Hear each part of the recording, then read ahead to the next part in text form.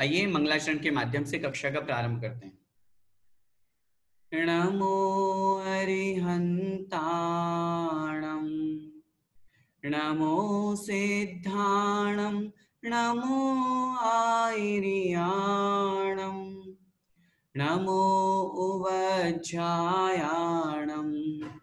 नमो लोये सव्यसाहूणम्। पंच परमेष्ठी भगवान की जय। द्वादशांग जिनवाणी माता की जय। संत शिरोमणि आचार्य भगवंत 108 श्री विद्यासागर जी महाराज की जय। परम पूज्य गुरुदेव मुनि पुंगव श्री 108 सुधा सागर जी महाराज की जय। अढ़ाई द्वीपस्थ समस्त मुनिराजों की जय। संस्कृत की देव शास्त्र गुरु की पूजन हमारी चल रही है और 7 दिन से हम लगभग इस पूजन को पढ़ रहे हैं, समझ रहे हैं। आज अंतिम दिवस है इस पूजन की अपेक्षा से, जिसमें हम देव शास्त्र गुरु की जयमाला में आज गुरु की जयमाला का हम पूरा अंत तक इसको समझेंगे, इसका अर्थ समझेंगे, इसका उच्चारण समझेंगे। कल की कक्षा में हमने गुरु की जयमाला में 7 छंद देख लिए थे। उनमें हमने ये देखा था और गुरु की अपेक्षा से हमने आपसे ये निवेदन किया था, देव शास्त्र और गुरु ये हमारे लिए मोक्ष मार्ग में सहायक कहे गए हैं, हमारे लिए तत्व कहे गए हैं। अगर हम इनका ज्ञान करते हैं, अगर हम इनके प्रति अपनी भक्ति भावना प्रकट करते हैं, जिसे हम कहते हैं सम्यक दर्शन की पहली सीढ़ी है सच्चे देव, सच्चे शास्त्र और सच्चे गुरु के ऊपर श्रद्धान करना। अगर हम इस प्रकार श्रद्धान करते हैं तो निश्चित रूप से हमें सम्यक दर्शन की प्राप्ति होती है और हमारी आत्मा का कल्याण होता है। लेकिन यदि इन्हीं की जगह हम मिथ्या देव, मिथ्या शास्त्र और मिथ्या गुरुओं के पास जाते आते हैं, खोटे गुरुओं को पूछते हैं जो शिथिलाचारी है, अनाचारी है, दुराचारी है, गलत प्रयोग करने वाले हैं, यूं समझिए कि हम यहाँ किसी धर्म संप्रदाय की निंदा नहीं कर रहे हैं, लेकिन एक जो वास्तविक स्वरूप है, जो वास्तविक रूप होना चाहिए, लक्षण, डेफिनेशन जो होनी चाहिए गुरु की, वो निर्ग्रंथ दिगंबर अवस्था में ही घटित होती है। अगर वो कपड़े पहनते हैं, अगर वो भोजन भी बहुत बार करते हैं, अगर उनमें काम वासना है, अगर वो हमारे ही जैसे रहते हैं, हमारे जैसे मोबाइल आदि सब यूज करते हैं, घर की सामग्री सब प्रयोग करते हैं, तो फिर हमें और उनमें अंतर क्या रहा? सबसे महत्वपूर्ण बात जो हमको समझनी है कि गुरु किसको हम कहते हैं, जिसमें हमसे ज्यादा गुण हो, क्वालिटी हो, जो हमारा आदर्श हो। तो ऐसी स्थिति को ध्यान में रखते हुए अपन को सच्चे गुरु की पहचान करना बहुत जरूरी है। इसीलिए मैंने कल की कक्षा में आपसे यह भी निवेदन किया था कि वर्तमान में अन्य संप्रदाय परिग्रह से जो युक्त है सग्रंथारंभ हिंसा नाम संसारा वर्तवर्ती नाम, आचार्य समंत भद्र स्वामी महाराज ने रत्नग्रंथक श्रौकाचार में बहुत स्पष्ट लिखा है, जो ग्रंथ मतलब परिग्रह से सहित है, हिंसा आदि कार्यों से युक्त हैं, संसार का सब काम जो करते हैं, ऐसे खोटे साधु कहलाते हैं। और उन्हीं के साथ में आचार्य शास्त्रों में ये भी वर्णन किया है, निर्ग्रंथ दिगंबर वेश को धारण करके अगर कोई एकल विहार करते हैं, आचार्य की आज्ञा में नहीं रहते हैं, शीतलाचार से युक्त होते हैं, पंखा कूलर एसी का यूज करते हैं, अगर कोई मोबाइल लैपटॉप परिग्रह अपने पास में रखते हैं, रुपया पैसा अपने पास में रखते हैं, आपसे मांगते हैं, ऐसी स्थिति में अगर कोई दिगंबर वेश को भी धारण किया हुआ है, वह भी कुगुरु, खोटे गुरु की कोटि में आता है। और शास्त्रों में स्पष्ट रूप से लिखा हुआ है, ऐसे गुरुओं को हमें ना आहार देना चाहिए, ना उनकी वंदना करनी चाहिए। जो कोई अगर देता है तो उसका भी सम्यक दर्शन नष्ट हो जाता है, अगर वो सम्यक दृष्टि है तो भी। हमें तो सम्यक दर्शन प्राप्त करना है, हमें तो अपना सम्यक दर्शन सुरक्षित रखना है। ऐसी दृष्टि रख करके हमें खोटे गुरुओं से बचना चाहिए। और जो सही गुरु है, कल की जयमाला में हमने बहुत अच्छे से इस विषय को समझा था, जहां पर यहाँ इस पूजन के रचयिता ने बहुत अच्छा भाव यहाँ पर रखा, पांचों इंद्रियों के ऊपर जिन्होंने विजय प्राप्त कर रखी हो, जो तीनों योगों को अपने वश में रखते हो, मन वचन काय को।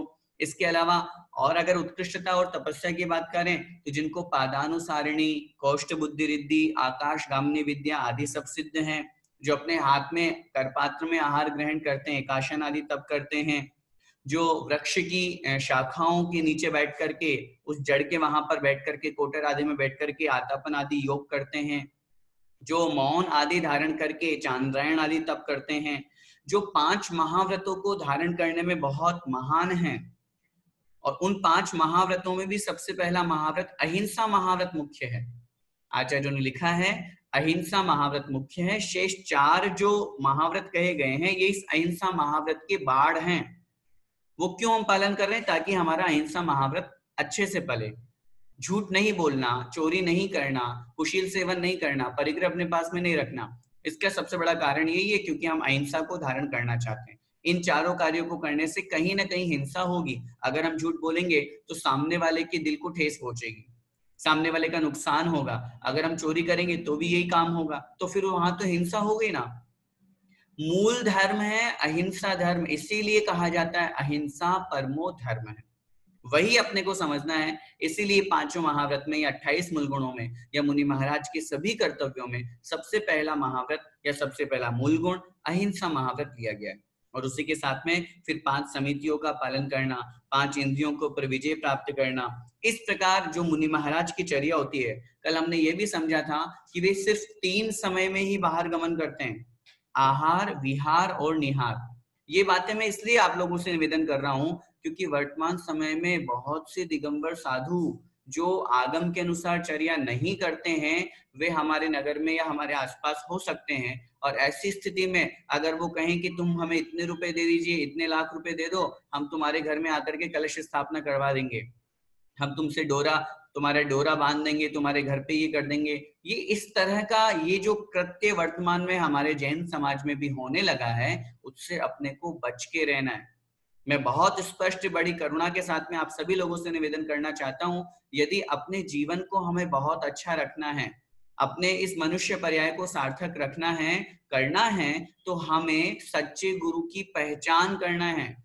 खोटे गुरु आकर के हमें बेवकूफ बना करके चले जाएंगे। आप शर्मा शर्मी में या लहाज में या किसी भी स्थिति में आप उनको रुपए पैसे देते हैं, किसी भी रूप में देते हैं, चाहे वो आप कोई गिफ्ट के रूप में दें, सोना चांदी के आइटम के रूप में दें, या किसी भी रूप में आप देते हैं, तो निश्चित रूप से मान करके चलिएगा हमने उनको दान नहीं दिया है, हमने और पाप का ही बंद किया है, और पाप का ही बंद किया है। आप ये सोचें कि उनको दान करने का हमको पुण्य लग जाएगा, पाप लगेगा, पुण्य नहीं लगेगा। इसलिए ऐसे दिगंबर वेश को धारण करने के बाद में हमें अगर ऐसे कोई शीतलाचारी या अन्य जो आगम के अनुसार चर्या करने वाले नहीं है, ऐसे साधु कहीं दिखते हैं तो हमें उनसे दूरी बना करके रखना है। सच्चे श्रावक का कर्तव्य है वो 2, 5, 10 लोगों को जो समझदार हो, विनयवान हो, उनको ले जाकर के उनका स्थितिकरण करें। इसके बावजूद भी अगर वो नहीं मानते हैं तो ऐसी स्थिति में हमें उनसे दूरी बना करके अपने सम्यक दर्शन को सुरक्षित रखना है। और गुरु का स्वरूप कैसा होता है, जिसमें हमने कल अंतिम छंद 7वां जो था, मैं यहाँ से उसका उच्चारण कर रहा हूँ, फिर उसके बाद में 8वें छंद से अपन आज की कक्षा को आगे बढ़ाएंगे। जे इक गास दुई गास लिंती, जे नीरस भोयन रई करंती, ते मुनिवर वंदौठिय मसाणे, जे कम ढई वर सुख झाणे। अर्थात जो 1 ग्रास 2 ग्रास लेते हैं, जो नीरस भोजन में रति करते हैं। कल हमने आपसे निवेदन किया था, सोचिए आचार्य श्री के बारे में, चिंतन कीजिए, जिनके भोजन में नमक नहीं, जिनके भोजन में मीठा नहीं, जिनके भोजन में हरी नहीं, ऐसी स्थिति में भी वो बड़े प्रसन्न होकर के और भोजन आहार ग्रहण करते हैं, नीरस भोजन ग्रहण करते हैं, और बड़े आराम से, दुखी होकर के नहीं, परेशान होकर के नहीं, बड़े प्रसन्न भाव से, खुश होकर के।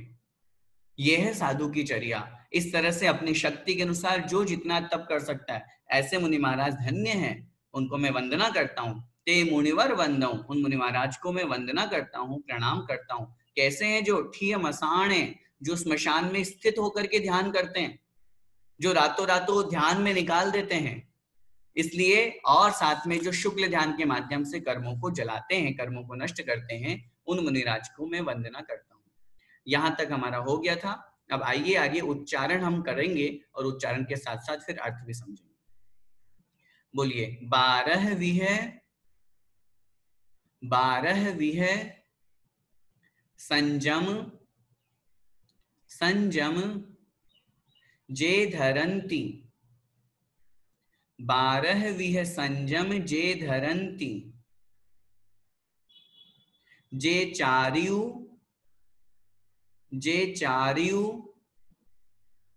विकहा परिहरन्ति, जे चार्यु विकहा परिहरन्ति, 22 22 परिसह परिसह जे सहन्ति 22 परिसह जे सहन्ति संसार महर्णौ ते तरन्ति संसार महर्णौ ते तरन्ति। ठीक है, अब मैं बोल रहा हूं, आपको रिपीट करना है। 12 संजम जे धरन्ति जे चारु विकहा परिहरन्ति। बोलिए। 12 संजम जे धरन्ति जे चारु विकहा परिहरन्ति।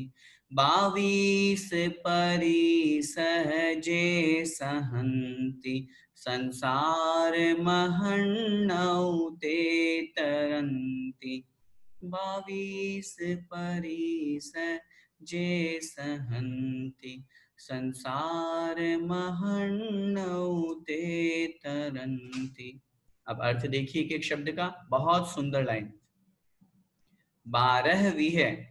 12 प्रकार के संयम अर्थात संयम को, जे मतलब जो, धरंती अर्थात धारण करते हैं, जे मतलब जो, 12 प्रकार के संयम को धारण करते हैं।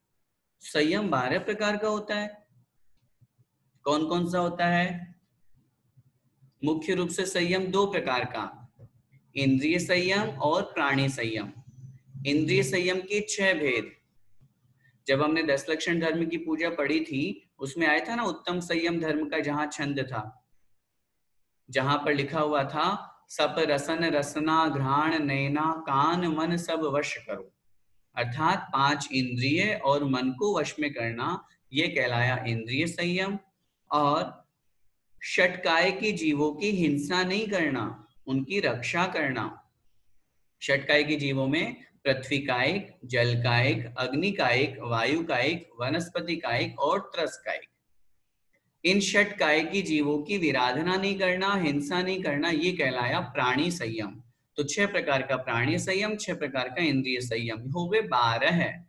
मुनि महाराज इन 12 प्रकार के संयम को धारण करते हैं, 5 इंद्रियों को मन को वश में और षटकाय की जीवों की हिंसा से रहित।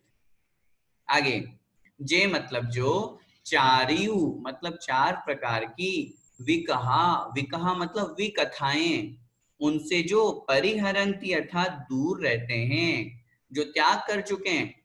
किससे? 4 प्रकार की विकथाओं से। विकथा कितनी होती है? 4 प्रकार की। कौन कौन सी? लिखिए, भोजन कथा, चौर कथा, स्त्री कथा और राज कथा। फिर से, भोजन कथा, चौर कथा, स्त्री कथा और राज कथा। विकथा शब्द का यहां पर प्रयोग किया। विकथा मतलब खोटी कथाएं, खोटी कहानियां। कहानी का मतलब सिर्फ स्टोरी नहीं समझना, कहानी का मतलब है खोटी बातें सुनना, सुनाना, पढ़ना, पढ़ाना। हम लोगों की जो एक हैबिट होती है ना, हम बैठ जाते हैं, गप्पे लड़ाते रहते हैं। भोजन कथा, अब भोजन हो चुका, फिर भी उसके बावजूद भी हम बहुत बार अपने जीवन में करते हैं, अरे आज का भोजन तो बड़ा अच्छा बना, उसमें ये चीज अच्छी रही, ये कमी रही, ये रही, वो रही। किसी के यहाँ भोजन करके आए, उसकी सबको कहानियां सुनाते हैं क्या क्या खाए, ये भोजन कथा हो गई। फिर है चौर कथा, चौर से संबंधित कथा, स्त्री कथा। फिर है राज कथा, स्त्रियों से संबंधित कथा हम करते हैं। राज कथा अर्थात आज ये तो सबसे ज्यादा हम करते हैं, पॉलिटिक्स की, कौन सी पार्टी जीत रही है, कौन सी हार रही है, कौन सा नेता क्या कर रहा है। हम अपना जो समय है वो शुभोपयोग में न लगा करके अशुभोपयोग में लगाते हैं। मैं आपसे एक छोटा सा निवेदन ये भी करना चाहता हूँ, ये जो गुण है ये तो हम मुनि महाराज के पढ़ रहे हैं। अब आप मन में तो सोचो, महाराज जी नहीं करते, अपन लोग तो कर सकते हैं। ऐसा नहीं, उनको तो करना ही नहीं है, वो तो करते ही नहीं है। अपन लोगों को भी जितना हो सके इन पापों से बचना है, इन दोषों से दूर होना है। मुनि महाराज तो विकथाओं का त्याग किए हुए हैं। अगर अपन भी विकथाएं नहीं करेंगे और शुभोपयोग में सही कथाओं को, पुराण आदि को पढ़ने में, स्वाध्याय आदि को करने में, पूजन आदि को करने में, अपने षट आवश्यकों का पालन करने में अगर अपना समय निकालेंगे तो निश्चित रूप से हम विकथाओं से बचेंगे, हम भी तो अशुभोपयोग से बचेंगे। तो इस प्रकार जो विकथाओं का जो त्याग कर चुके हैं, 22 परिस है, 22 माना 22, 22 प्रकार के परिशहों को जे सहंती, जो सहन करते हैं। आचार्यों ने शुद्ध पिपाशा, शीतोष्ण दंश मशक नाग्न्यारति, स्त्री चर्या निषद्या शय्या क्रोश, वध याचना लाभ, रोग तृण स्पर्श मल सत्कार पुरस्कार, प्रज्ञा ज्ञाना दर्शनानि। आचार्य उमा स्वामी महाराज जी ने तत्वार्थ सूत्र जी के 9वें अध्याय में सूत्र लिखा और वहां 22 परिशहों का वर्णन किया।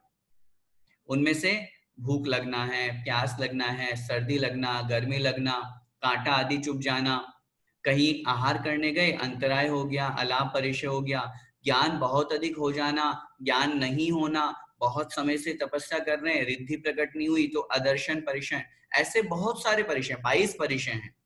उन 22 परिचयों को जो शांत भाव से सहन करते हैं।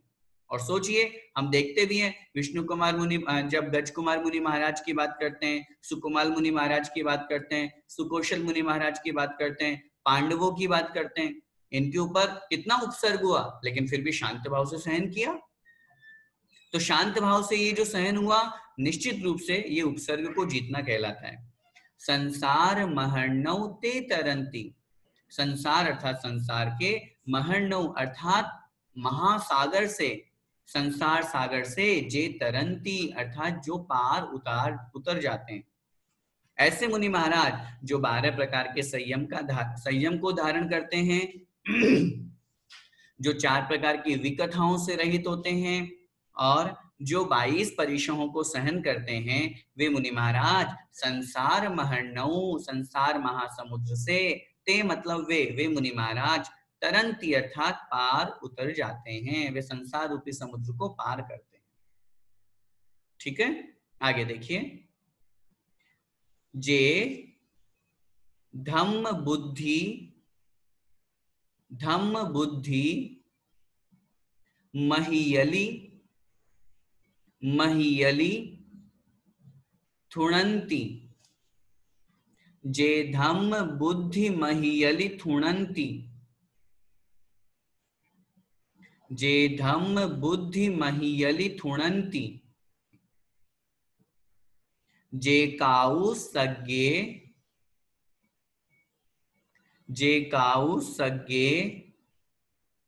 ऋषि गमंती,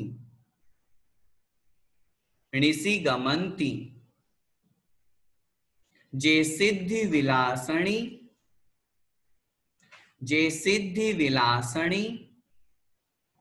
अहिलसंती, जे सिद्धि विलासणी अहिलसंती, जे पखमासी आहारुलिंती, जे पखमासी आहारुलिंती। ठीक है, अब मैं बोल रहा हूं, रिपीट कीजिएगा।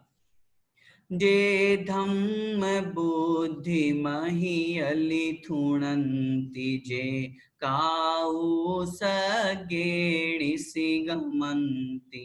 बोलिए। जे धम्म बुद्धि महीयली थुणंती, जे काउ सज्ञे ऋषि गमंती, जे सिद्धि विलासणी अहिलसंती, जे पखमासी आहारुलिंती, जे सिद्धि विलासणी अहिलसंती, जे पखमासी आहारुलिंती। देखिए कैसे मुनि महाराज हैं। जे धम्म बुद्धि महीयली थुणंती, जे मतलब जो धम्म बुद्धि धर्ममय है, बुद्धि जिनकी, जिनकी बुद्धि, जिनका ज्ञान धर्म से युक्त है, मतलब जो धर्मात्मा हैं, उन धर्मात्माओं की महीयली, महीयली का तात्पर्य क्या होता है? मही का मतलब होता है पृथ्वी, महीयली मतलब पृथ्वी पर, थुणंती मतलब स्तुति करते हैं। जिन धर्मात्माओं की धर्म बुद्धि रखने वाले जो धर्मात्मा हैं, उनकी पृथ्वी पर जो सब जिनकी स्तुति करते हैं, अर्थात पृथ्वी पर जिनकी ऐसे धर्मात्मा लोगों की स्तुति की जाती है, जे काउ सज्ञे णिसिगमंती, जे मतलब जो काउ सज्ञे अर्थात कायोत्सर्ग में, कायोत्सर्ग का मतलब क्या होता है?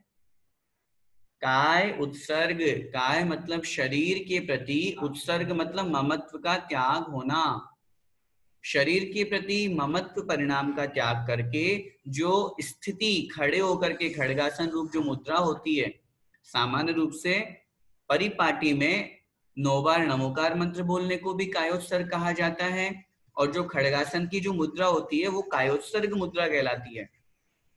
तो कायोत्सर्ग की मुद्रा में जो णिसी गमनती अर्थात पूरी रात निकाल देते हैं, णिसी अर्थात रात्रि, गमनती अर्थात व्यतीत कर देते हैं, अर्थात कैसे हैं मुनि महाराज? जो कायोत्सर्ग में पूरी रात्रि व्यतीत कर देते हैं। और ऐसे मुनि महाराज चतुर्थ काल में तो होते ही हैं, वर्तमान पंचम काल में भी ऐसे उत्कृष्ट चर्या वाले मुनि महाराज हमें देखने को मिलते हैं। शाम के समय अपनी भक्ति पूजा सब भक्तों के द्वारा होने के बाद में रात्रि में खड़े हो गए और प्रातः काल तक खड़े हैं, यथा स्थिति में ध्यान कर रहे हैं। तो ऐसे जो काउसज्ञेण सी गमंती अर्थात जो कायोत्सर्ग में ही पूरी रात्रि व्यतीत करते हैं। और जो कैसे हैं? जे मतलब जो सिद्धि विलासणी, सिद्धि माने सिद्धि, मुक्ति, मोक्ष, विलासणी, विलासणी का मतलब होता है स्त्री, जो मुक्ति रूपी स्त्री को अहिलसंती मतलब अभिलषंती अर्थात प्राप्त करना चाहते हैं, जिनका लक्ष्य क्या है? मैं मोक्ष रूपी स्त्री का वरण करूं, जो मुक्ति रूपी प्रिया को प्राप्त करना चाहते हैं, इच्छा रखते हैं, संसार की किसी स्त्री की, संसार की किसी वैभव की, धन संपत्ति की वांछा नहीं करते, जो मुक्ति रूपी स्त्री की वांछा करते हैं।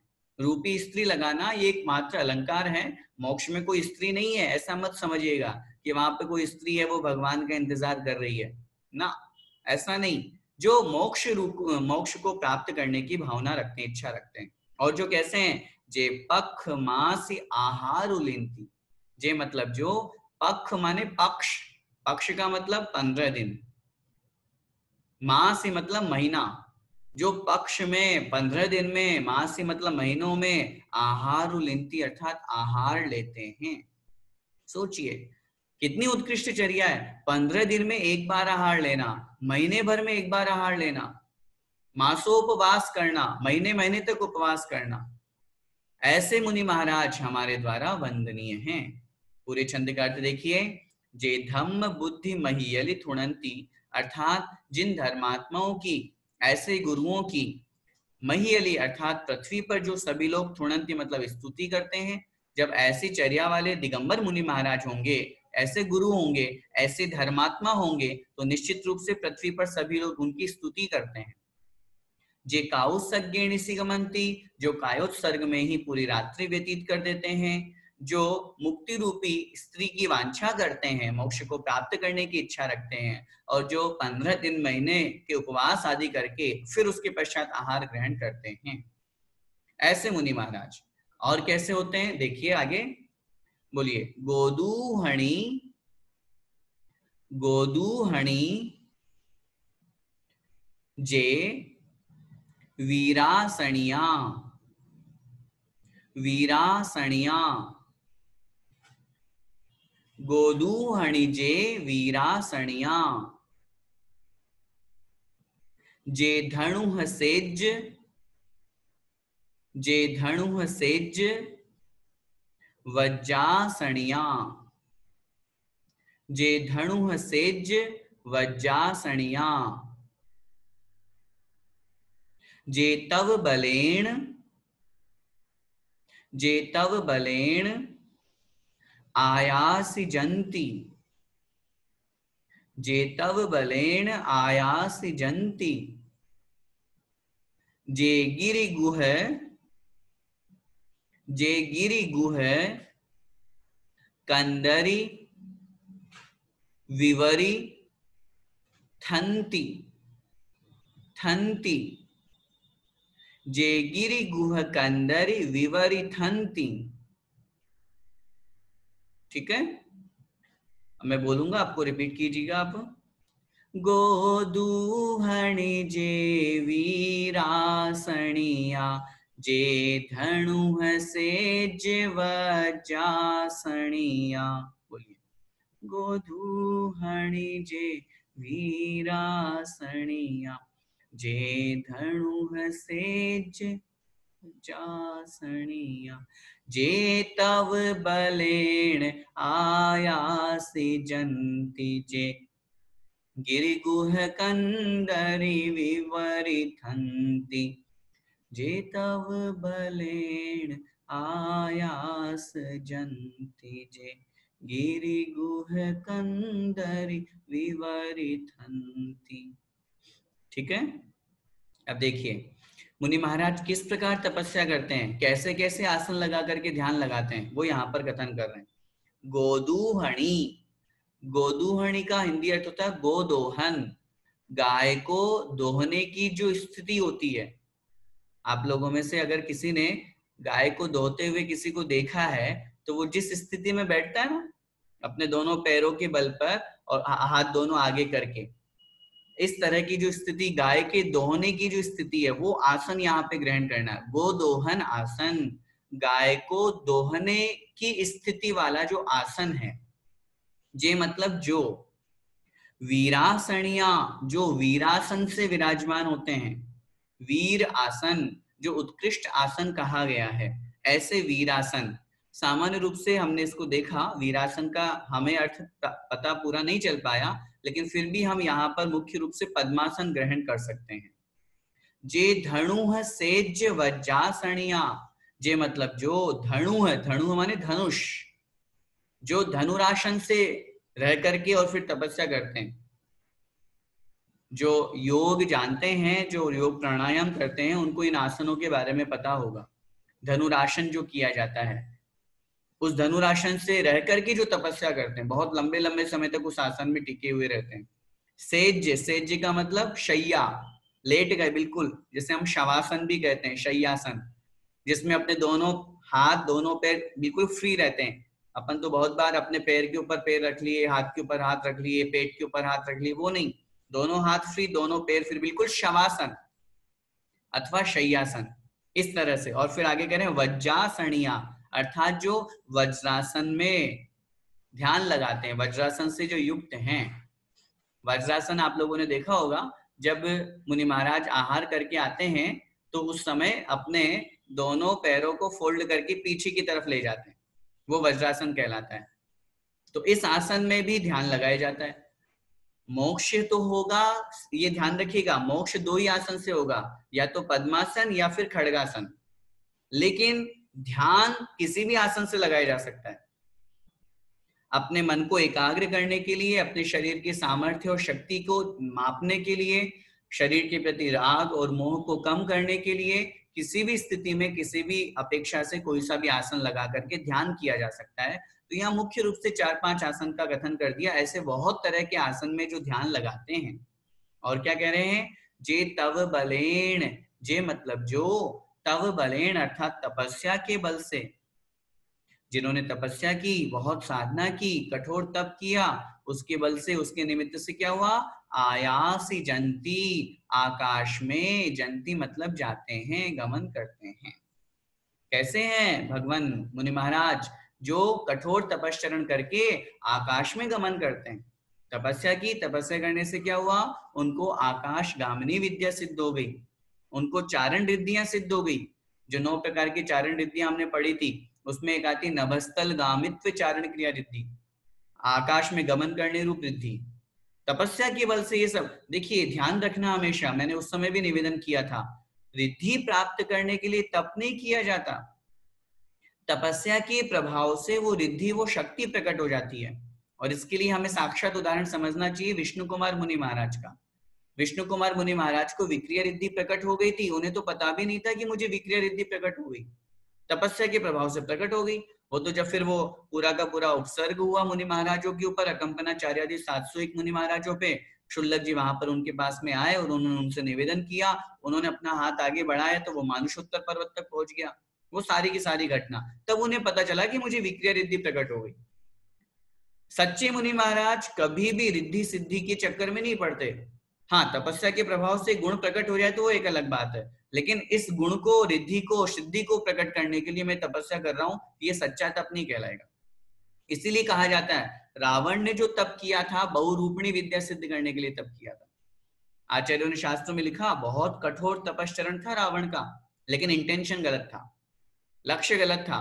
लक्ष्य अगर वहां कर्म क्षय का होता, लिखा शास्त्रों में, अगर कर्म क्षय का लक्ष्य लेकर के रावण तपस्या करता तो उसी भाव से मोक्ष चला जाता। इतना कठोर तप किया था, लेकिन लक्ष्य गलत था, इंटेंशन गलत था, मुझे बहुरूपणी विद्या सिद्ध करना है ताकि मैं सामने वाले को आकर्षित कर सकूं और अन्य दूसरे रूप बना करके और अपना छल कपट के माध्यम से कुछ भी ग्रहण कर सकूं। इस कारण से वो सच्चा तप नहीं माना गया, खोटा तप माना गया।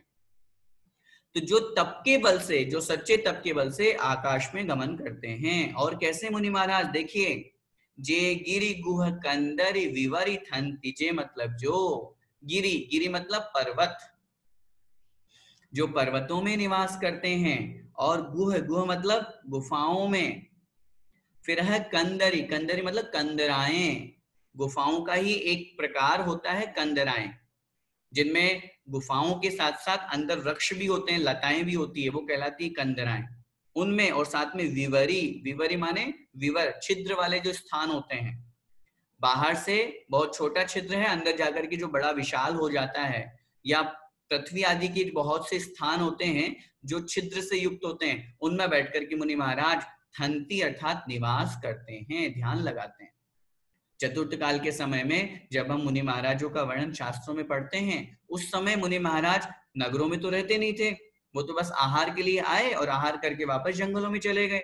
अब वहां आराम से कहीं पेड़ के नीचे बैठ करके, कहीं पर वृक्ष के कोटर में बैठ करके, कहीं किसी शिला पर बैठ करके, किसी गुफा में बैठ करके, कहीं किसी नदी के तीर पे बैठ करके, कहीं पर भी उनके मन में ये विकल्प नहीं, अरे मुनि महाराज है, दिगंबर अवस्था प्राप्त कर ली, अब भय किस बात का, उन्हें तो बस अपनी आत्म साधना करना, आत्म कल्याण करना है। तो ऐसे मुनि महाराज धन्य हैं, उनकी मैं वंदना करता हूं, जो इस प्रकार गिरी, गुहा, कंदराएं अर्थात विवर, छिद्र वाले स्थान और पर्वतों पे निवास करते हैं। पूरे छंद का अर्थ देखिए, जो गोदोहन आसन में, जो वीर आसन में, जो धनुरासन में, शय्यासन में और वज्रासन आदि में ध्यान लगाते हैं, जो तपस्या के बल से आकाश में गमन करते हैं, और जो पर्वत, गुफाएं, कंदराएं, विवर आदि स्थानों पर निवास करके अपनी आत्मा का कल्याण करते हैं, ऐसे मुनि महाराज धन्य हैं, उनकी मैं वंदना करता हूं। आगे देखिए, जे सत्तुमित, सत्तुमित समभाव चित्त, जे सत्तुमित समभाव चित्त, ते मुनिवर वंदऊ, ते मुनिवर वंदऊ जग दृढ़ चरित, ते मुनिवर वंदऊ दृढ़ चरित, चौबीस है, चौबीस है गंथ है जे विरत, चौबीस है गंथ है जे विरत, ते मुनिवर वंदऊ,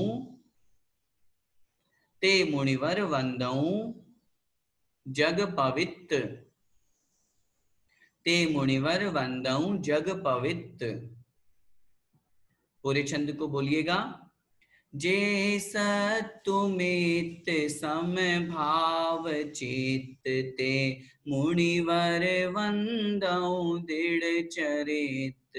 बोलिए, जे सत्तुमित समभाव चित्त, ते मुनिवर वंदौ दृढ़ चरित 24 ग्रंथ जे विरत ते मुनिवर वंदौ जग पवित 24 ग्रंथ जे विरत ते मुनिवर वंदौ जग पवित।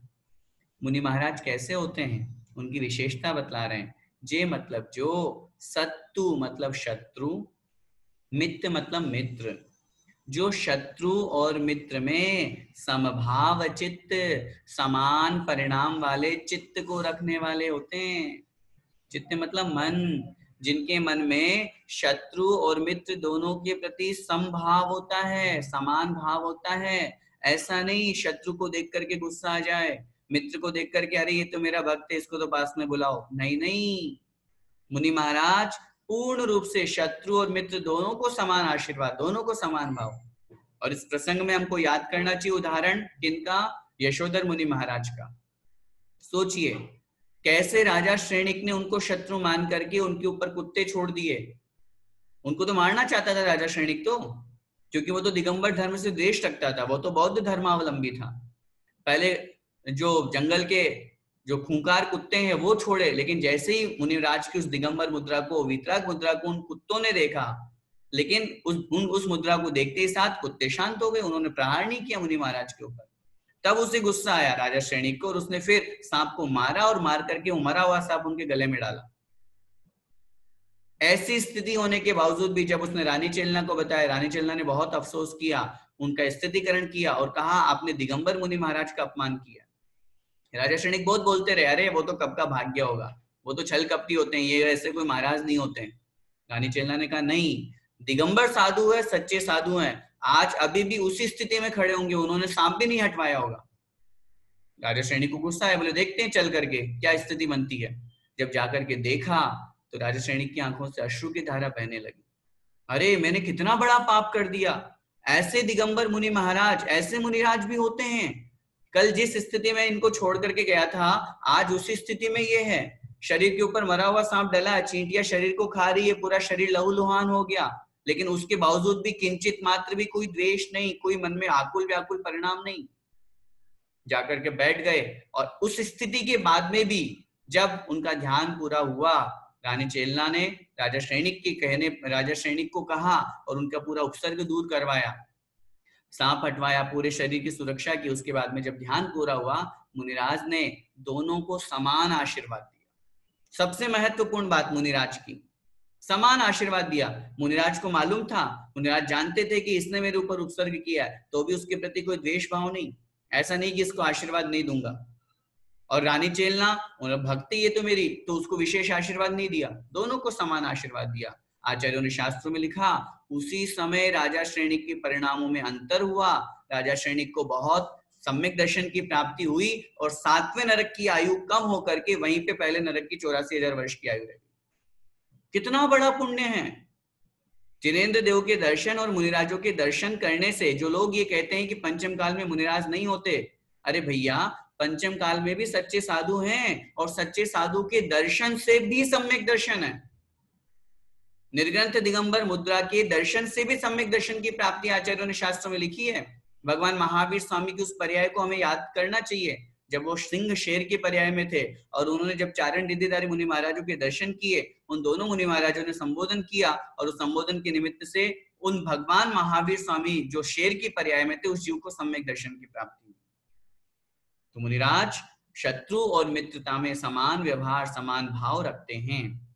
ते मुनिवर वंदऊ, अर्थात ते मतलब उन मुनिराज की, मैं वंदऊ अर्थात वंदना करता हूं, उन मुनिराज को मैं प्रणाम नमोस्तु करता हूं, जो कैसे हैं, दृढ़ चरित्र अर्थात दृढ़ चारित्र को धारण करने वाले हैं, अर्थात जो चारित्र में दृढ़ है, मजबूत है, हिलाए नहीं हिलते। इसलिए आचार्य मानतुंग स्वामी महाराज ने वहां पर कथन किया, चित्रम किमत्र यदि ते त्रिदशांगनाभिर नीतम मनागपि मनोन विकार मार्गम कल्पांत काल मरुता चलिता चलेन कि मंदरात्र शिखरम चलितम कदाचित। जो प्रलय काल की हवा बड़े बड़े पर्वतों को उठा करके फेंक देती है, क्या वो सुमेरु पर्वत को हिला सकती है? और सुमेरु पर्वत तो छोड़ो, क्या सुमेरु पर्वत की उस चूलिका को भी हिला सकती है?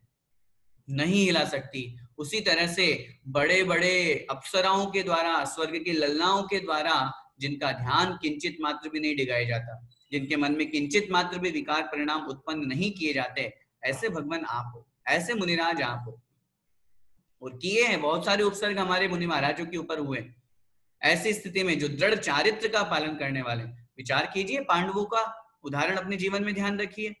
उनको लोहे के गर्म आभूषण पहना दिए गए, गज कुमार मुनि महाराज के ऊपर जलती हुई सिगड़ी रख दी गई, लेकिन उसके बावजूद भी उन्होंने उफ नहीं की। 500 मुनि महाराजों को घानी में पेल दिया गया, लेकिन उसके बावजूद भी उन्होंने उन सब उपसर्गों को सहन किया। दृढ़ चारित्र को जो धारण करने वाले हैं, 22 परिचयों में एक स्त्री परिचय जय भी आता है। सामने वाले के द्वारा कितना भी कुछ भी किया जाए, उसके बावजूद भी अपने मन को दृढ़ में रखना। आचार्य श्री हमेशा कहते हैं, मन को अगर हमने वश में कर लिया तो सब इंद्रियां हमारे वश में है। तो जो दृढ़ चारित्र का पालन करने वाले, धारण करने वाले हैं, ते मुनिवर वंदऊ, मैं उन मुनिराज की वंदना करता हूँ।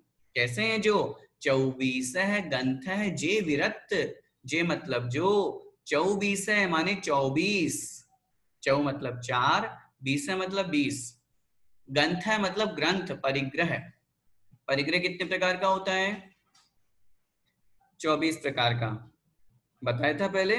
उत्तम आकिंचन्य धर्म की पूजा जब अपन ने की थी, परिग्रह 24 भेद त्याग करे मुनिराज जी, है ना? उसमें 10 अंतरंग परिग्रह और 14 नहीं, 10 बहिरंग परिग्रह और 14 अंतरंग परिग्रह। आप लोगों ने नोट नहीं किए हो तो कर लीजिए।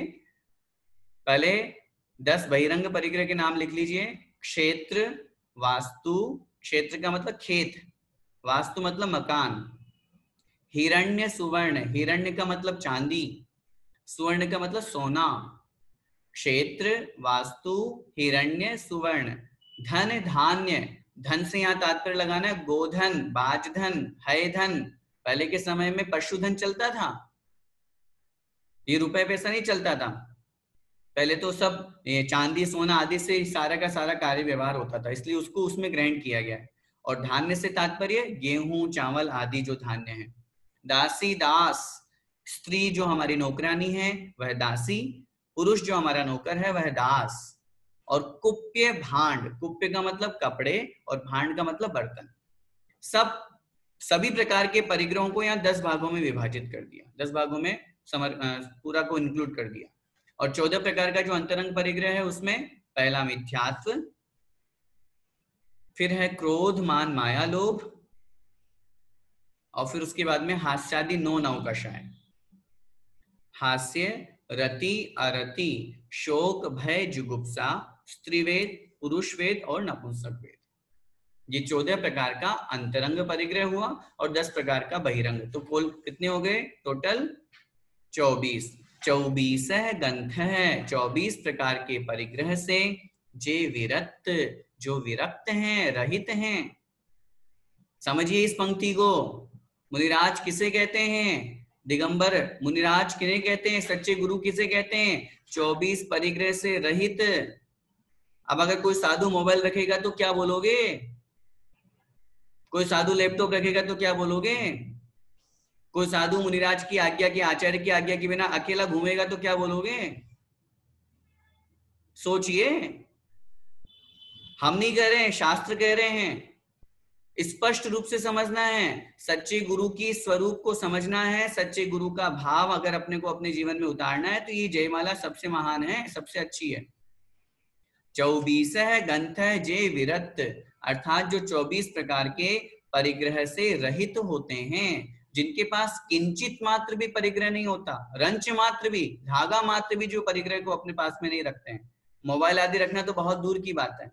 उस परिग्रह से जो विरक्त हैं, रहित हैं, ते मुनिवर वंदऊ, ते अर्थात उन, मुनिवर मतलब मुनि महाराज की, वंदऊ अर्थात मैं वंदना करता हूं।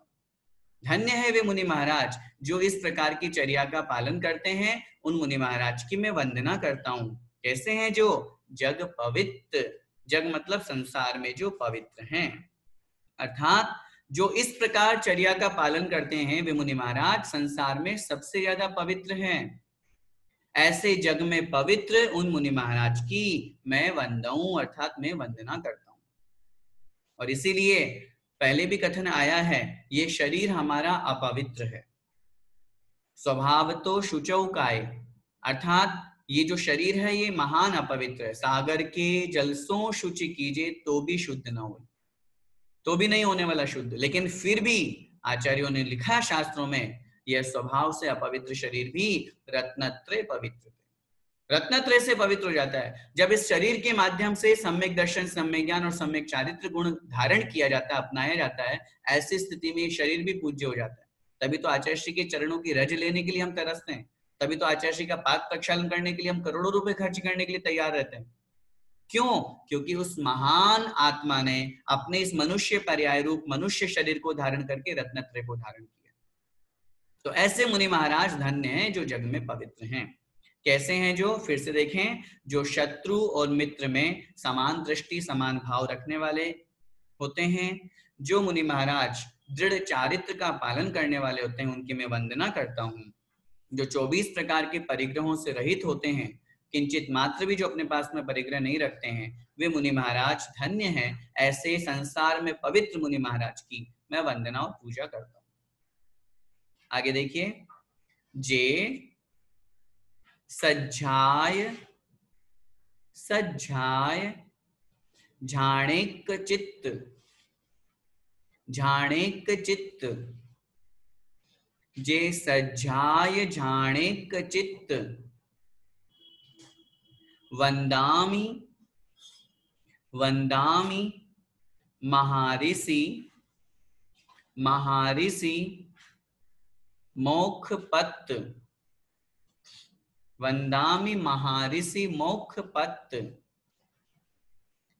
रैणतय रंजीय,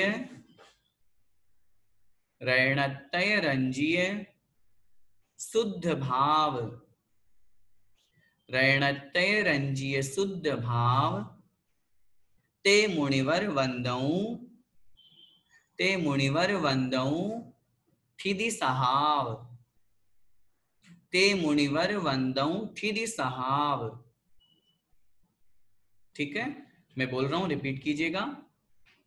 जे सज्जाय झाणेक चित्त, वंदामि महर्षि मोक्षपत्। बोलिए, जे सज्जाय झाणेक चित्त, वंदामि महर्षि मोक्षपत्, रैणतय रंजीय शुद्ध भाव, ते मुनिवर वंदऊं ठिदि सहाव, रैणतय रंजीय शुद्ध भाव, ते मुनिवर वंदऊं ठिदि सहाव। देखिए क्या कह रहे हैं यहाँ पे, जे सज्जाय झाणेक चित्त, जे मतलब जो, सज्जाय अर्थात सध्यान, ध्याय माने ध्यान, जो सध्यान में, झाणेक, झाण माने ध्यान, एक चित्त अर्थात एक चित्त वाले होते हैं। अर्थात जो सज्जाय झाणेक चित्त अर्थात समीचीन ध्यान के माध्यम से एक चित्त अपने मन को एकाग्र करते हैं। क्या अर्थ होगा?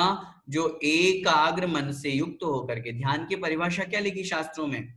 आचार्यों ने क्या लिखा? आचार्य उमा स्वामी महाराज ने, एकाग्र चिंता निरोधो ध्यानम, अर्थात एक ही वस्तु पर अपने चिंतन को स्थिर करने का नाम ध्यान है। अपने मन को, मन के चिंतन को स्थिर करना। तो जे मतलब जो, सज्ज सज्जाय झाण समीचीन ध्यान के माध्यम से एक चित्त अर्थात एकाग्र चित्त हैं, जो एकाग्र चित्त होकर के समीचीन सच्चा ध्यान करते हैं।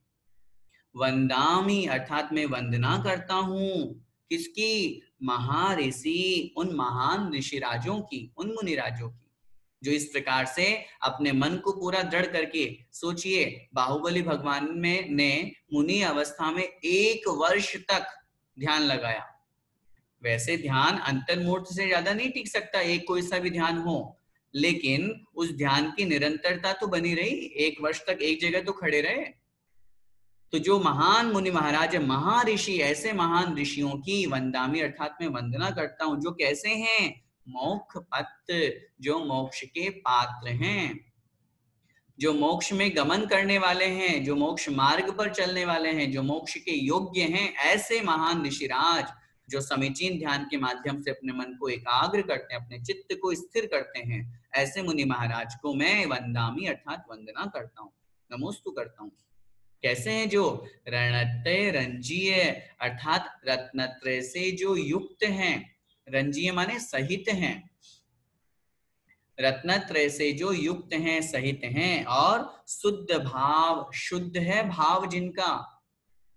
अब जिनकी आत्मा में, जिनके मन में रत्नत्रय होगा, निश्चित रूप से उनका परिणाम शुद्ध होगा, उनके परिणाम बहुत अच्छे होंगे, विशुद्ध परिणाम वाले मुनि महाराज होंगे। और जो भले बाहर से बाह्य वेश दिगंबर धारण कर लिया, लेकिन फिर भी अगर अंतरंग में कहीं ना कहीं रत्नत्रय भाव नहीं है, छल कपट है, मायाचारी है, कोई निदान है या कोई शल्य है, ऐसी स्थिति में शुद्ध भाव उनके नहीं हो सकते। तो जो मुनि महाराज रत्नत्रय से युक्त हैं, शुद्ध भाव वाले हैं, ते मुनिवर वंदऊ थीदी साहब, ते मुनिवर वंदऊ, ते मतलब उन, मुनिवर मतलब मुनि महाराजों की मैं वंदऊ अर्थात वंदना करता हूं। कैसे हैं ये मुनि महाराज, थीदी साहब, थीदी मतलब स्थित है, साहब मतलब स्वभाव में, जो अपने आत्म स्वभाव में स्थित हैं, जिन्हें दुनिया से लेना देना नहीं, जिन्हें संसार से कोई मतलब नहीं, जो संसार के प्रपंचों में नहीं उलझते, तुम्हारे यहाँ क्या हो रहा है, कैसा मंदिर, कैसा क्या, तुम्हारे समाज में लड़ाई झगड़े कंटे, इन सब चक्करों में जो नहीं पड़ते। कैसे मुनि महाराज, थीदी साहब, अपने आत्म स्वभाव में जो स्थित है। और लिखा है समयसार आदि महान ग्रंथों में आचार्य कुंद कुंद स्वामी महाराज ने, मुनि बनने का लक्ष्य क्या, अपनी आत्मा का कल्याण करना, अपने आत्म स्वभाव में स्थिर होना, शुद्धोपयोग को प्राप्त होना, और शेष समय जो बचे उसमें शुभोपयोग में आना।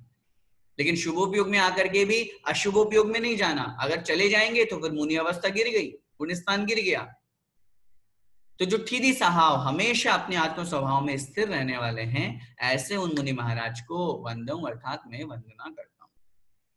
पूरे छंद का अर्थ देखिए, जे मतलब जो, एक चित्त अर्थात मन, अपने मन को, चित्त मतलब मन को एकाग्र करके जो समीचीन ध्यान को करने वाले हैं, जो मोक्ष के पात्र हैं, मोक्ष के योग्य हैं, जो रत्नत्रय से युक्त हैं, रंजित हैं, सहित हैं, और शुद्ध स्वभाव, शुद्ध भाव वाले हैं, शुद्ध परिणाम वाले हैं, और जो अपने आत्म स्वभाव में स्थित है, थीदी साहब, थीदी माने स्थित हैं, साहब माने स्वभाव में। आत्मा का स्वभाव क्या है, ज्ञान दर्शन। समयसार आदि ग्रंथों को जब अपन पढ़ते हैं, उसमें एक ही लक्ष्य, एक ही वर्णन बताया, सब विकल्प छोड़ो बाहर के। उस समय उस स्थिति में शुद्धोपयोग की अवस्था में तो प्रत्याख्यान, प्रतिक्रमण, आहार, स्वाध्याय, स्तुति, वंदना ये भी निषेध कर दिए। वो स्थिति लेकिन शुद्धोपयोग की है, वो स्थिति स्वभाव में स्थित होने की है।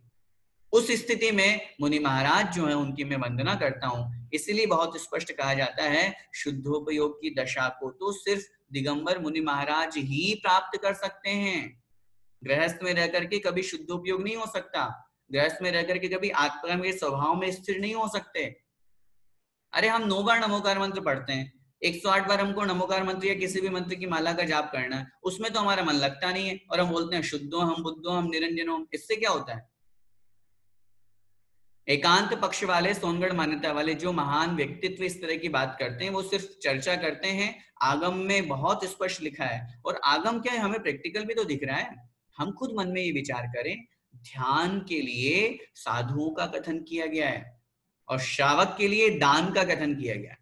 जहां श्रावक के 2 मुख्य कर्तव्य बताए, वहां उन्होंने बताया दान और पूजा, आचार्य कुंद कुंद स्वामी महाराज ने। जहां मुनिराज के 2 मुख्य कर्तव्य बताए, उन्होंने कहा ध्यान और अध्ययन, स्वाध्याय। तो ये जो 2 चीजें हैं, जो हमारे योग्य है, हमारे करने योग्य, वो हम करें, और जो मुनिराज के करने योग्य वो करें। हम घर में रह करके हम ये सोचे कि नहीं, हम बहुत अच्छे से शुद्धोपयोग को प्राप्त हो जाएंगे, चतुर्थ गुणस्थान को हम प्राप्त हो गए, सम्यक दृष्टि बन गए, तो हमें शुद्धोपयोग हो जाएगा। ये जो वर्णन हमने पढ़ा मुनिराज का, ये मुनि महाराज का वर्णन है। थीदी साहब, स्थित, अपने स्वभाव में स्थिर होना।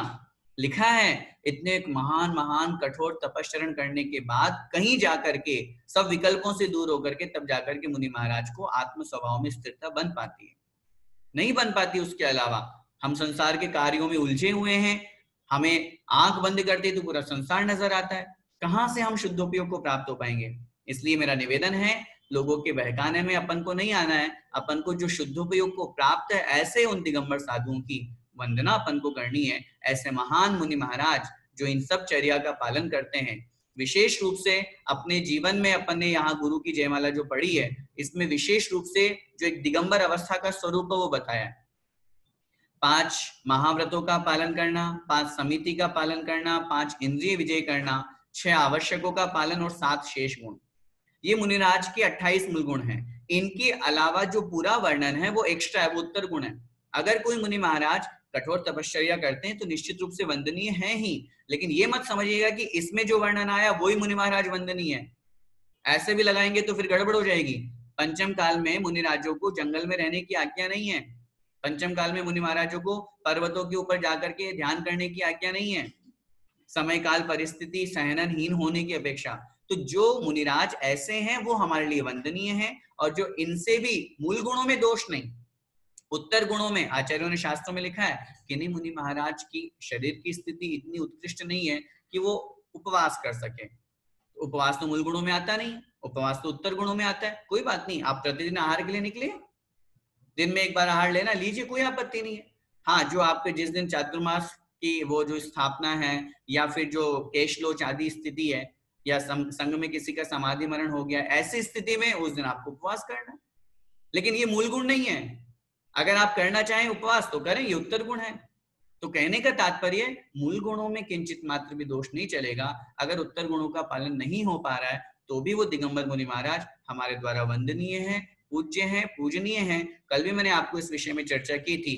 पंचम काल के अंत तक सच्चे मुनि महाराज रहेंगे, भावलिंगी मुनिराज रहेंगे। हम सबको अच्छी तरह से पहचान करके सच्चे देव, शास्त्र और गुरु को श्रद्धान करके, मान करके उनकी वंदना करनी चाहिए। और जो लोग ये कहते हैं कि पंचम काल में सच्चे साधु नहीं होते हैं, मैं कहता हूं उनको पंचम काल में क्या, उनको सम्यक दर्शन ही नहीं है। सम्यक दर्शन की पहली सीढ़ी क्या है? सच्चे देव, शास्त्र, गुरु पर श्रद्धान करना। सच्चे देव, शास्त्र, गुरु पर श्रद्धान करना सम्यक दर्शन की पहली सीढ़ी है। जब आपने सच्चे गुरु का स्वरूप ही नहीं समझा, जहां आप कपड़े पहनने वाले को तो गुरु बता रहे हैं, कपड़े पहनने वाले को तो गुरु बता रहे हैं, और जो निर्ग्रंथ दिगंबर मुद्रा को धारण करने वाले, आगम के अनुसार चर्या करने वाले गुरु है, उनको आप गुरु नहीं मान रहे, तो क्या सच्चे गुरु पर आपका श्रद्धान हुआ? वो सम्यक दृष्टि ही नहीं है। उनकी क्या हम बातों को स्वीकार करें? सिर्फ अध्यात्म पढ़ करके समय सार के ऊपर प्रवचन देने से कुछ नहीं होता है। इसलिए यहाँ पर सच्चे गुरु के स्वरूप को अपन ने समझा। ऐसे सच्चे गुरु को समझ करके, मान करके, मैंने कल भी आपसे कहा था, वर्तमान के सब साधु सही है ये मानना भी गलत है, वर्तमान के सब साधु गलत है ये मानना भी गलत। दोनों बातों को समझिए। शिथिलाचार है, उनसे हमें दूर रहना है। जो सही मुनि महाराज है उनसे अपने काम चला करके, उनको सच्चा गुरु स्वीकार करके, उनकी चरण वंदना, उनकी पूजा, उनकी वैयावृत्ति, उनकी भक्ति अपन को करना। अंतिम छंद देखिए, जे तव सूरा संजम धीरा सिद्ध वधु अनुराइया। जे तव सूरा संजम धीरा, बोलिए, सिद्ध वधु अनुराइया। रणतय रंजीय, रणतय रंजीय, कम्मह गंजीय, कम्मह गंजीय, ते रिसीवर मई झाइया, ते रिसीवर मई झाइया। मैं बोल रहा हूं, आपको रिपीट करना है। जे तव सूरा संजम धीरा सिद्ध वधु अनुराइया। बोलिए, जे तव सूरा संजम धीरा सिद्ध वधु अनुराइया। रयणतय रंजीय, कम्मह गंजीय, तेरी सिवरमय छाइया रंजिय कम्मह गंजिय तेरी शिवरमय झाइया। अर्थ देखिए, जे तव सूरा, जे मतलब जो, तव सूरा तप में शूर है, शूर माने वीर योद्धा। जैसे जो वीर योद्धा होता है उसी को सबसे आगे किया जाता है, मुख्य माना जाता है। तो जो तपस्या करने में शूरवीर हैं, खूब तप करते हैं। वर्तमान में भी ऐसे मुनि महाराज हैं आचार्य श्री के संग में, एक आहार एक उपवास, एक आहार एक उपवास करते हैं। चारित्र चक्रवर्ती शांति सागर जी महाराज जी, जो बहुत पुराने नहीं, अभी 150 साल पहले तो हैं, 1920 में तो दीक्षा हुई थी महाराज जी की। ऐसी स्थिति में उन्होंने सिंह निष्क्रीडित जैसे उपवास किए। तपस्या में कितने महान है, कितने शूरवीर है ऐसे महान मुनि महाराज। संयम धीरा, संयम मतलब संयम को धारण करने में जो धीर हैं, धीर का मतलब पेशेंस रखने वाले हैं, धैर्यशाली हैं, जो डिगते नहीं हैं, जो बिल्कुल स्थिर रहते हैं संयम का पालन करने में। और सिद्ध वधु अनुराइया, सिद्ध वधु, सिद्ध मतलब मुक्ति मोक्ष, वधु माने स्त्री, मोक्ष रूपी स्त्री, मोक्ष रूपी लक्ष्मी के जो अनुराई अर्थात अनुरागी हैं, जिन्होंने अपना लक्ष्य क्या बना रखा, मुझे तो मुक्ति प्रिया की प्राप्ति करनी है, मुझे तो मोक्ष प्राप्त करना है, ऐसा जिनका लक्ष्य है, उनसे जो अनुराग करते हैं, संसार से नहीं, संसार की स्त्रियों से नहीं, संसार के भोग विलास से नहीं, संसार की धन संपत्ति से नहीं, सिद्ध रूपी मुक्ति रूपी लक्ष्मी के जो अनुरागी हैं। रणत्रय रंजीय, रत्नत्रय से जो रंजित है, रंजित माने सहित हैं, जो रत्नत्रय से युक्त हैं, सम्यक दर्शन, सम्यक ज्ञान और सम्यक चारित्र, ये 3 गुण होना ही चाहिए, इसके बिना मुनि नहीं। णग्गो ही मोक्ष मग्गो शेषा उम्मग गया सव्वे, आचार्य कुंद देव स्पष्ट लिखते हैं, नग्नता दिगंबरत्व ही मोक्ष मार्ग है, और दिगंबरत्व आए बिना सम्यक चारित्र नहीं आ सकता। दिगंबरत्व आए बिना सम्यक चारित्र 3 काल में संभव नहीं। पंचम गुण स्थान में आरिका माता जी हैं, शुल्लक जी हेलक जी हैं, क्षुल्लिका जी हैं, व्रती भाई बहन लोग हैं, लेकिन वो रत्नत्रय से युक्त नहीं है, सम्यक चारित्र नहीं है उनके पास में। इसीलिए आचार्य उमा स्वामी महाराज ने बहुत स्पष्ट लिखा, सम्यक दर्शन ज्ञान चारित्राणि मोक्ष मार्ग। सम्यक दर्शन, सम्यक ज्ञान और सम्यक चारित्र तीनों की एकता मोक्ष मार्ग। सम्यक चारित्र कहाँ होगा, जहां 5 पापों का पूर्ण त्याग होगा, जहां 12 प्रकार का संयम होगा, जहां पर अनंतानुबंधी अप्रत्याख्यानावरण और प्रत्याख्यान कषाय का अनुदय होगा, तब जाकर के चारित्र प्रकट होगा। अभी तो पंचम गुण स्थान में प्रत्याख्यान कषाय बैठी हुई है। इस प्रकार जो रत्नत्रय से युक्त हैं, कम्मह गंजीय, जो कर्मों को क्या करते हैं, विनाश करने वाले हैं, गंजीय, कम्मह अर्थात कर्मों का, जो गंजीय माने नाश करने वाले हैं, ते ऋषिवर, ऐसे ऋषिराज, ऐसे मुनि महाराज को, ऐसे मुनि महाराज मई झाइया, मेरे द्वारा ध्यान किए जाते हैं। मई अर्थात मेरे द्वारा, झाइया मतलब ध्यान किए जाते हैं। ऐसे जो ऋषिराज होते हैं, ऐसे जो मुनि महाराज होते हैं, ये मेरे द्वारा ध्यान करने योग्य हैं, ध्यान किए जाते हैं। ऐसे मुनि महाराज हमारे लिए वंदनीय हैं, पूज्य हैं। कैसे हैं, एक बार फिर से देखिए, जे तव सूरा अर्थात जो तपस्या को करने में शूरवीर हैं, संयम को धारण करने में जो धीर हैं, धैर्यशाली हैं, सिद्ध वधु अर्थात मुक्ति रूपी लक्ष्मी से जिनका अनुराग है, जो उस मोक्ष को प्राप्त करना चाहते हैं। और ये भी बात ध्यान में रखिएगा, जब लक्ष्य मोक्ष का बनाया है तो कार्य भी वैसा ही होगा, क्रियाकलाप भी वैसा होगा, फिर संसार का काम नहीं होगा, फिर भ्रष्टाचार्य नहीं होगी, फिर अपने मूल गुणों में दोष नहीं लगेगा। लक्ष्य वही बनाया है, तो अगर हमने लक्ष्य बनाया सम्यक शिखर जी जाना है, फिर आलस नहीं, ट्रेन में बैठना पड़ेगा, उस लक्ष्य तक प्राप्त करने के लिए जो सारा रास्ता है, साधन है, उसकी पूरी व्यवस्था करनी पड़ेगी। शिखर जी की वंदना करना है तो सुबह से उठ करके जाना पड़ेगा, रास्ते में भटक गए तो भटक गए। तो ऐसी स्थिति में जो सिद्ध मोक्ष रूपी लक्ष्मी से जो अनुराग करते हैं, रत्नत्रय से जो युक्त हैं, सहित हैं, और कर्मों को जो नाश करने वाले हैं, ऐसे महान ऋषिराज मेरे द्वारा ध्यान किए जाते हैं, अर्थात मैं उनकी वंदना करता हूँ, उनकी पूजा करता हूँ, उनकी स्तुति करता हूँ, उनको नमोस्तु करता हूँ। इस प्रकार ये गुरु की जयमाला हमारी पूरी हुई। अब इसमें जो नीचे मंत्र दिया हुआ है वो देखें। ओम ह्रीम श्री सम्यक दर्शन ज्ञान चारित्रादि गुण विराजमान आचार्य उपाध्याय साधुभ्यो नमः। आचार्य उपाध्याय और साधु तीनों गुरु के रूप में हैं हमारे समक्ष, लेकिन वो तीनों किससे हैं युक्त? सम्यक दर्शन, सम्यक ज्ञान और सम्यक चारित्र, इन तीन गुणों से जो युक्त हैं, इन तीन गुणों से जो सहित हैं। अगर रत्नत्रय नहीं है, मैं फिर आपसे बार बार निवेदन कर रहा हूं, अगर कोई मुनिराज होकर के मिथ्या देवी देवताओं की पूजा अर्चना स्वयं करते हैं और दूसरों से कराते हैं, उनके सम्यक दर्शन का ही भरोसा नहीं है, रत्नत्रय की क्या बात करें। ऐसे मुनिराज मिथ्या दृष्टि हैं, बहिरंग से जब ग्रहित मिथ्यात्व कोई उन्होंने नहीं छोड़ा। जो पूज्य हैं, जो पूजने योग्य नव देवता, उनकी पूजा करने के साथ साथ जो सरागी देवी देवताओं की, भगवान की यक्ष यक्षिणियों की पूजा अर्चना करते कराते हैं, वे मुनि महाराज हमारे लिए वंदनीय नहीं है, क्योंकि उनके सम्यक दर्शन का ही अता पता नहीं। तो जब सम्यक दर्शन नहीं है तो कितनी भी कठोर तपश्चर्या कर लो, उससे क्या फर्क पड़ता है, रत्नत्रय नहीं है। और रत्नत्रय से जो युक्त है, ऐसे आचार्य उपाध्याय साधु की मैं वंदना करता हूँ, उनको नमोस्तु करता हूँ। अनर्घ पद की प्राप्ति के लिए मैं उनके चरणों में अर्घ्य समर्पित करता हूँ। इस प्रकार ये गुरु की जयमाला हमारी पूरी हुई।